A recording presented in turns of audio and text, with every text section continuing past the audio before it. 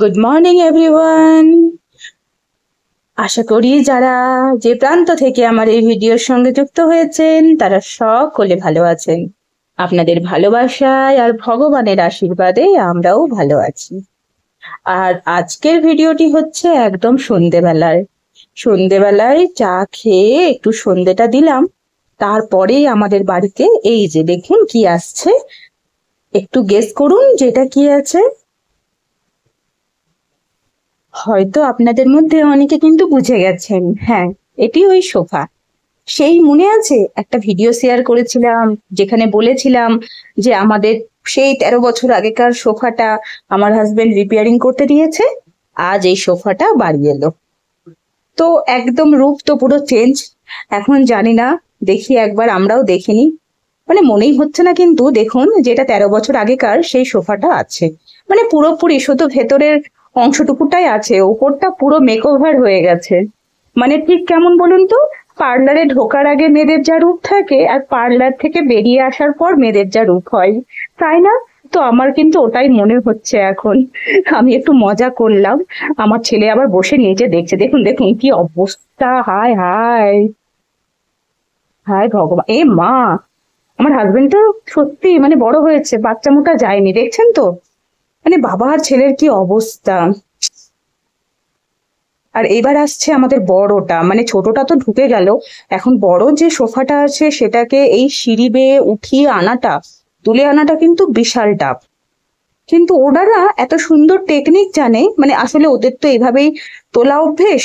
তো ওদের দেখুন কোনো অসুবিধাই হলো না। আমি আমার হাজবেন্ডকে আরো বলছি যাও যাও ধরো ধরো, কিন্তু ওরা আবার হাতে দিতে দিচ্ছে না, বলছে না না দাদা ছেড়ে দিন ছেড়ে দিন, আমরা এরকম ভাবেই আমাদের পারবো, আপনি হাত দিলে আমার অসুবিধে। মানে এটাই বলে না, যার যেটা কাজ করে অভ্যস্ত, তাই না? যেদিন টাকার পরিমাণটা শুনেছিলাম যে ওই সোফাটা ঠিক করতে এতগুলো টাকা লাগবে, সেদিন কিন্তু হাজবেন্ডের সাথে বীভৎস ঝগড়া করেছিলাম যে কি দরকার আছে অত দামি জিনিসটা, তার থেকে একটা নতুনটাই নিয়ে নেব। কিন্তু ও বলেছিল যে না, নতুন তো নতুন, কিন্তু যে পুরনো যে জিনিসটা সেটার সাথে অ্যাটাচমেন্ট কিন্তু আলাদা। আর ওর ওই কথাটা না আমারও মনে যেন গেঁথে গেছিল। তো আমি ভাবতে পারিনি জিনিসটা এত সুন্দর হয়ে যাবে, একদম মনে হচ্ছে আমি নতুনই কিনে নিয়ে এসেছি। দেখুন একদম নতুন মনে হচ্ছে, মানে একদম পুরোপুরি মেকওভার হয়ে গেছে। আর সন্ধেবেলায় ওরা আমাদের দিয়ে গেল, আর তারপরে আমার ছেলে আর ওই জায়গাটা ছাড়ে না, দেখছেন তো? ও কিভাবে ওইখানে দুষ্টুমি করছে, ও আর পড়তেও বসবে না। আসলে নতুন জিনিস আসলে যা হয়, আর আমার ছেলে নতুন জিনিস আসলে কি করে বলুন তো, যদি ওর কোনো নতুন খেলনা আসে সেদিন ওর মাথার উপরে থাকবে, রাতের বেলায় বালিশের ওপরে নিয়ে ঘুমাবে, এগুলোর অভ্যেস। তো আজ তো ও পড়তে বসবে না, আর ঘরটাও কেমন লাগছে। তো আমি ভাবলাম এই ড্রেসিং টেবিলটা না, অনেকগুলো জিনিস বাইরে এদিক ওদিকে পড়ে থাকে, আজ একটা বুদ্ধি লাগালাম। আজ কি করেছি বলুন তো, যখন ওই দাদা দুটো এসেছিল খোঁজ নিয়ে, তো আমি ওদের দিয়ে একটু আমার যে আলমারিটা আছে সেটাকে একটু এপাশে সরিয়ে নিয়েছি। ফলে কি হয়েছে, ওই ছোট্ট জায়গাটাতে আমার এই লাল র্যাকটা ঢুকে গেছে।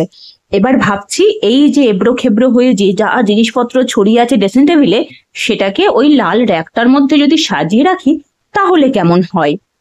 প্রথমে একটু ভাবছিলাম যে ঢুকবে কিনা, কিন্তু দাদারা বেশ সুন্দর, আমি যেটুকুটা বলেছিলাম সেটুকুটাই ছড়িয়ে দিয়েছে। তো বেশ সুন্দর ওটা অ্যাডজাস্ট হয়ে গেছে।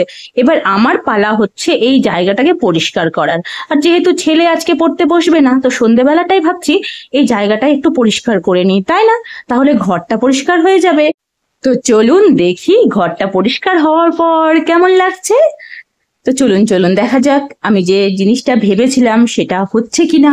কারণ আমরা তো সারাদিন নিজের ঘর গোছানোর জন্য অনেক কিছু প্ল্যান করি, কিন্তু সব প্ল্যান কিন্তু সবসময় পারফেক্ট হয় না, তাই তো? তো দেখে নি একবার। ওয়াও, কি ভালো লাগছে না এবার?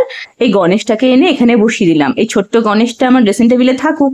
আর ড্রেসিং টেবিলের জিনিসগুলোকে কোথায় রেখেছি দেখুন একটু এবার, একটু কিন্তু লক্ষ্য করলেই দেখতে পাবেন। চলুন আপনাদের দেখাই যে ড্রেসিং টেবিলের জিনিসগুলো আমি কিভাবে র্যাকে গুছিয়ে ফেলেছি, দেখে নিন। তো এই যে বলে ঘর গুছিয়ে রাখলে, এই জায়গাটায় দেখুন কিছুক্ষণ আগে কেমন বাজে লাগছিল না, কিন্তু দেখুন জিনিস ওটাই একটু সাজিয়ে গুছিয়ে দিলাম, তো ঘরটা একদম আমার সুন্দর হয়ে গেল, তাই না? এই জন্য বলে না যে সাজিয়ে গুছিয়ে যদি রাখা যায় তাহলে যে কোনো কিছুই কিন্তু খুব সুন্দর লাগে। আর আমিও কিন্তু একদম গুছিয়ে নিলাম।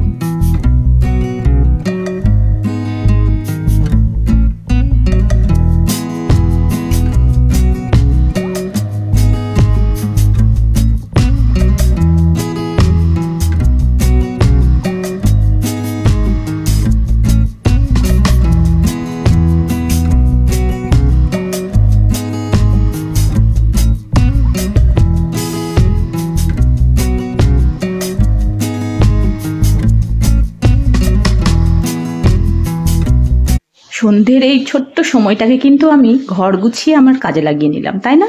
আর এখন দেখছি চিরুনিগুলোও একটু নোংরা হয়ে গেছে, তো এটাও একটু পরিষ্কার করে নিই। আর ভিডিওটি আজকের এই পর্যন্তই রেখে দিই। আর আগামীকাল সকাল 8টায় আবার নতুন ভিডিও নিয়ে চলে আসবো। আমার এই ছোট্ট ভিডিওটি যদি আপনাদের একটুও ভালো লেগে থাকে, আমার এই ছোট্ট ঘরটিকে যদি সাজানো আপনাদের ভালো লেগে থাকে, তাহলে একটু অবশ্যই কমেন্টে জানাবেন। তাহলে আজকের মতো আসি, আগামীকাল আবার দেখা হবে। সবাই সুস্থ থাকুন, ভালো থাকুন আর মন খুলে হাসুন।